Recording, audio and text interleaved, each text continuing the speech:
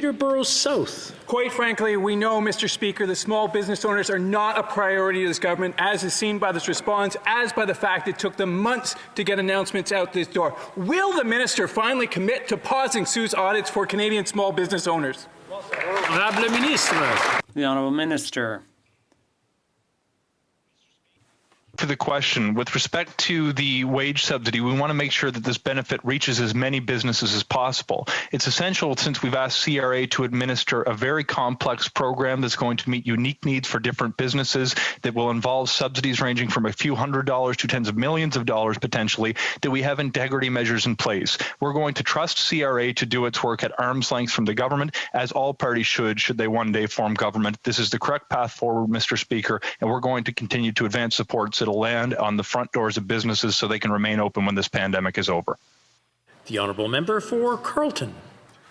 Mr. Speaker, even with the biggest deficit in the OECD, here in Canada, we have a higher unemployment rate than the US, the UK, France, Germany, and Japan. In spite of that, the government has taken basically the entire summer by closing down Parliament instead of opening up our economy. Where's the plan to reverse the catastrophic damage that's been done to our small businesses, our workers, and our economy? The Honourable Minister.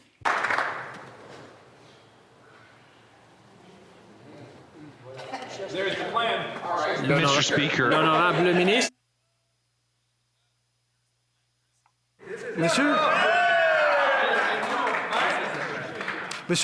Mr. Speaker. Technical difficulty.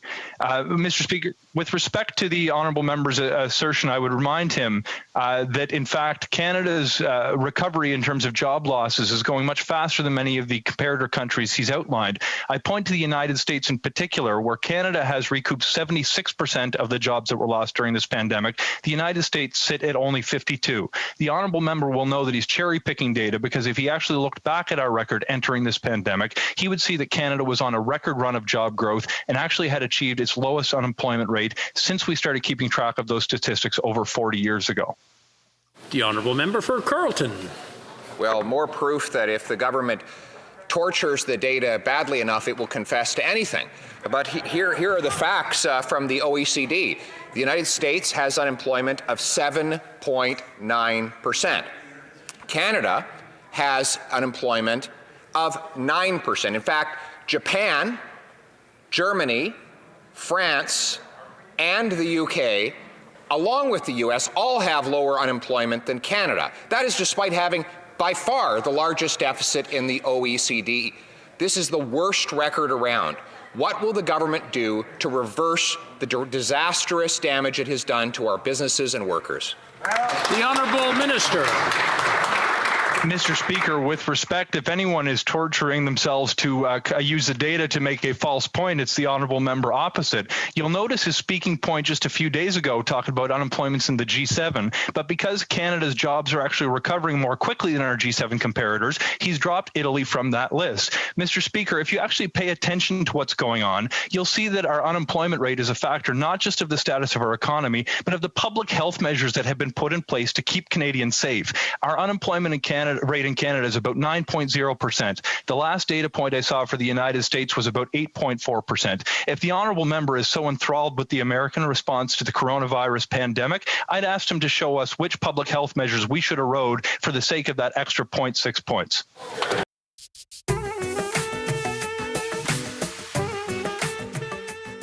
Since March of this year, Canadians have seen shortages of products on grocery store shelves.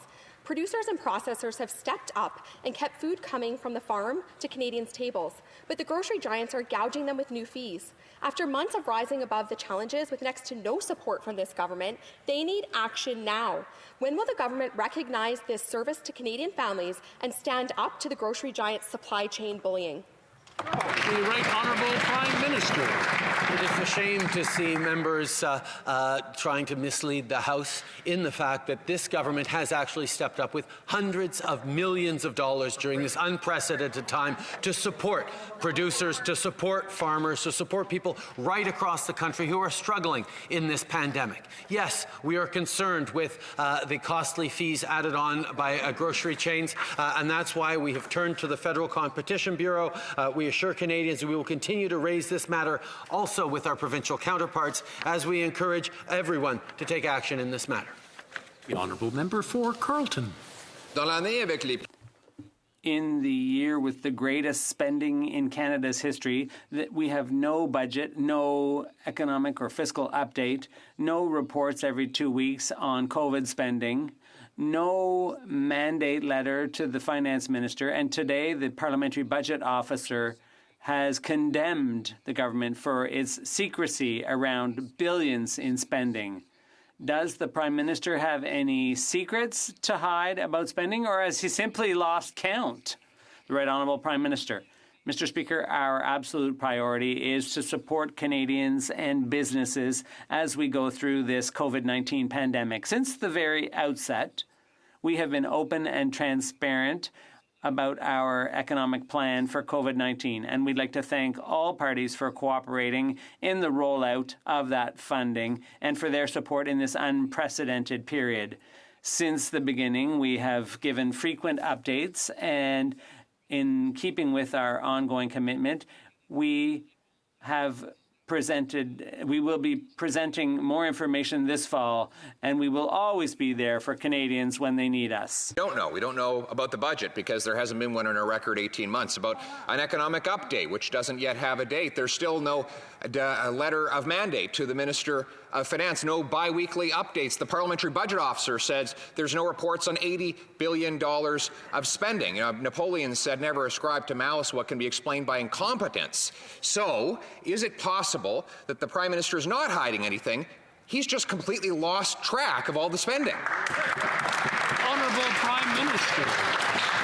Mr. Speaker, from the beginning of this pandemic, we made a very different decision than what the Conservatives would have made, as the member from Carleton keeps highlighting. We made a commitment to Canadians that we would be there for them. We sent out the Canada Emergency Response Benefit almost immediately to millions of Canadians who needed it, who used it to put groceries on the table, to pay for their rents, to support their families at a time of uncertainty and crisis. We had Canadians' backs, and we will continue to have Canadians' backs as long as it takes, whatever it takes. I will let the Conservatives continue to try and play politics and explain how they wouldn't have done that for Canadians, but we have and we will continue to.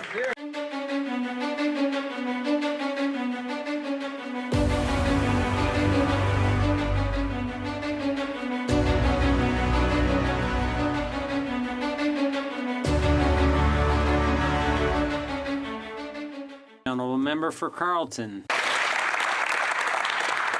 We're all wearing poppies to honor those who served, those who were wounded, those who never came home, for the countless mothers who buried their faces in their pillows in the endless anguish of knowing that they'd never see their daughter or son again.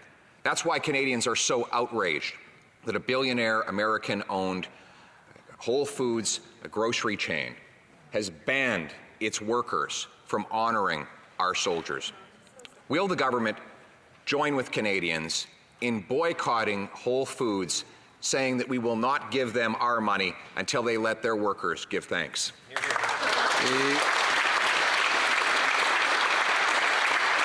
The Honourable Minister. I thank my honourable colleague for the question, Mr. Speaker, and this is absolutely unacceptable. The poppy is an important symbol of remembrance, and it's more important than ever that everybody supports the Royal Canadian Legion Poppy campaign this year. I know all my colleagues in the House join me in condemning this move and reinforcing the poppy for everyone to remember and honour the service of the people who have provided our democracy and freedom. Thank you, Mr. Speaker. Honourable Member for Carleton. Well, the government told us they needed to shut down Parliament to do away with all the distracting questions about their WE scandal and other cover-ups. so that they could focus like a laser beam on a new plan to get our economy back. So they've had all this time to themselves, and they came forward with a rent assistance program that doesn't pay rent assistance to anyone who can't afford to prepay their rent. Today, they tried to fix it, but they gummed up the procedure and got ruled out of order. Do they realize that their spectacular incompetence is costing businesses their livelihoods and workers their jobs? The Honourable Minister, Honourable Minister.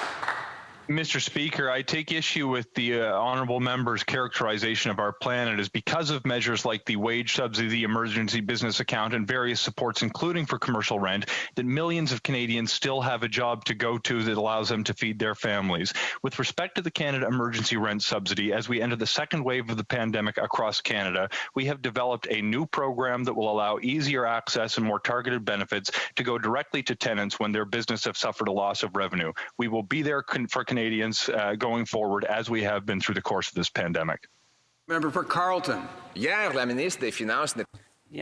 the finance minister couldn't say how big the deficit was or the debt or the additional cost of a 1% increase in the interest on our national debt. She couldn't say when there'd be an economic update or a budget. We haven't had one for a record period of time. She couldn't say whether we would be able to provide the necessary information to the Auditor General. Is it because the government doesn't know, or because they don't want Canadians to know?